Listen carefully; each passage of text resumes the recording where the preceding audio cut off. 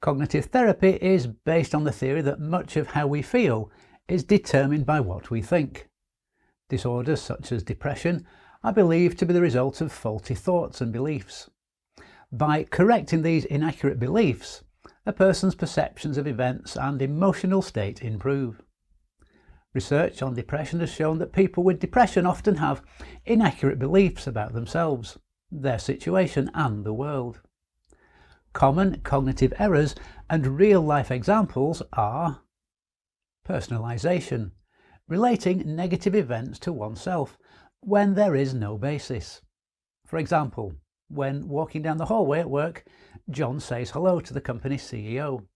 The CEO doesn't respond and keeps on walking. John interprets this as the CEO's lack of respect for him. He gets demoralized and feels rejected. However, the CEO's behaviour may have nothing to do with John. He may have been preoccupied about an upcoming meeting or had a fight with his wife in the morning. If John considered that the CEO's behaviour may not be related to him personally, then he is likely to avoid this negative mood. Dichotomous thinking, seeing things as black and white, all or nothing. This is usually detected when a person can generate only two choices in a situation. For example, Mary is having a problem at work with one of her supervisors, who she believes is treating her badly. She convinces herself that she has only two options: tell her boss off or quit. And she's unable to consider a host of other possibilities, such as talking to her boss in a more constructive way, seeking guidance from a higher supervisor, contacting employee relations, and so on. Selective abstraction, focusing only on certain aspects of a situation, usually the most negative. During a staff meeting at work, Susan presents a proposal for solving a problem. Her solution is listened to with great interest. Many of her ideas are applauded. However, at one point, her supervisor points out that her budget for the project appears to be grossly inadequate. And Susan ignores all the positive feedback she's received and focuses on this one negative comment. She interprets it as a lack of support from her boss and a humiliation in front of the group. Magnification and minimization, distorting the importance of particular events. Robert is a university student who wants to study medicine. He knows that his coursework grades will be used by schools during the admission process, and he receives a D in history. He becomes demoralized, thinking now that his lifelong dream to become a doctor is no longer possible. Cognitive therapists work with a person to challenge thinking errors like these. By pointing out alternative ways of viewing a situation, a person's view of life and ultimately their mood will improve. Research has shown that cognitive therapy can be as effective as medication in the long-term treatment of mental health disorders. In mental health first aid, you can use any one or a combination of methods to combat irrational, automatic thoughts and cognitive distortions. It's good practice to try a few of them out and look for the one that seems to work best, as different people will respond to different ways of fixing their irrational thoughts. Number 1. Identify the cognitive distortion. The most important step in fixing any problem in your life is identifying exactly what the problem is and how extensive it is in your life. A mechanic starts with a diagnostic assessment of your car when there is a problem. In the same manner, you need to identify and track the cognitive distortions in your daily thinking first, before you start working to change them. You do this by creating a list of the troublesome thoughts throughout the day as you're having them. This will allow you to examine them later for matches with a list of cognitive distortions. An examination of your cognitive distortions allows you to see which distortions you prefer. Additionally, this process allows you to think about each problem or predicament in a more neutral or realistic manner.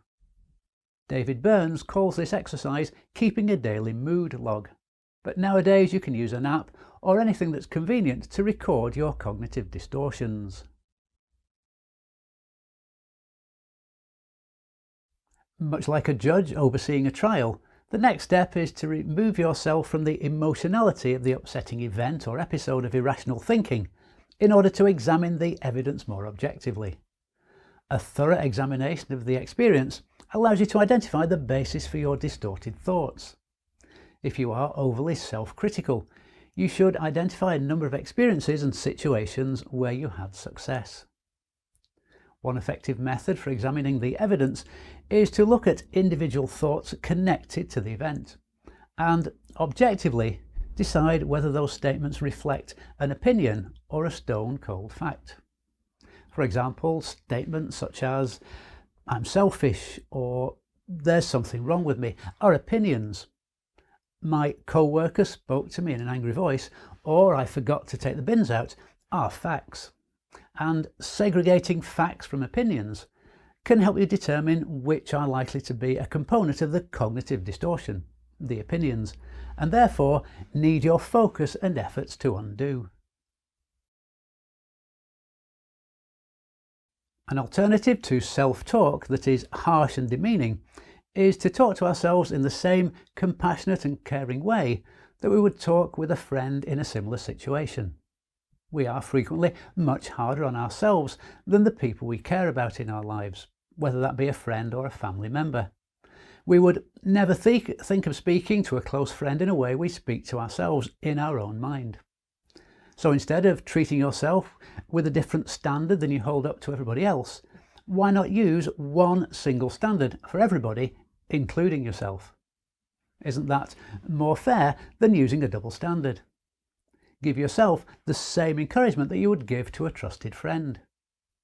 Imagine studying for an exam and telling a friend, "You're going to screw this up," just like you screw everything else up. Yet, these are the same type of thoughts that run through many students' minds before an exam. You can answer such automatic negative thoughts back with a rational response. For example, "You're going to do well in this exam. I just know it. You studied hard and you did your best to memorize all the material, and I believe in you." Learning to undo black and white or polarized thinking can be challenging, because our minds take cognitive shortcuts to simplify processing of stimuli in order to hurry our ability to make a decision or choose a response. Black and white thinking can sometimes serve a good purpose, but it often leads a person down a path of irrational belief. Instead of thinking about a problem or predicament in an either-or polarity, thinking in shades of grey requires us to evaluate things on a scale of perhaps 0 to 100. When a plan or goal is not fully realised, think about and evaluate the experience as a partial success on this type of scale. For example, someone might think, "You can't do anything right. You just blew your diet by having a second bite of ice cream." What is the likelihood that a person's entire dieting routine that they might have been following rigorously for months is now made worthless by a single additional bite of ice cream?